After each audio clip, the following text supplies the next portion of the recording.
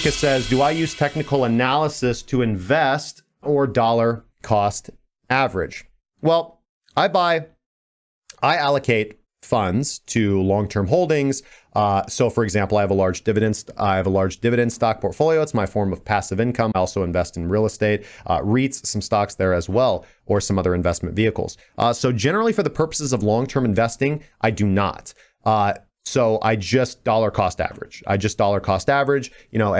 Money Monday. So every Monday I buy some stocks, I buy some crypto, right? And I've been aggressively allocating more funds to crypto lately over stocks, right? In fact, I've been modifying my stocks over to SDS, right? Or hedging with SDS. So I've talked about that at length. Now, as far as utilizing technical analysis though, so what I do is I trade the daily time frame and the daily trends. And I also establish positional trades on the weekly. So for example, my altcoin portfolios that I put out for my premium members is a good example of utilizing technical analysis for positional trades. Although they're a portfolio, I want to make it very clear, these altcoins are not something I'm looking to hold for 5, 10, 20 years. These are 1 to 2 year long positional trades, right? Long-term positional trades that might take a year or two or a little bit longer to move themselves out and get in the right direction. Probably less. We're probably talking on the scale of a year here.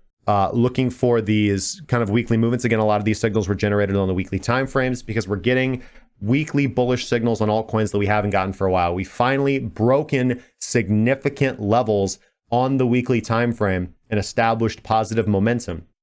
And I think we're going to be experiencing our first pullback here. And this is going to kind of shake out those who can't cut it in the bull market. For things that I invest in, so I want to define investment for me.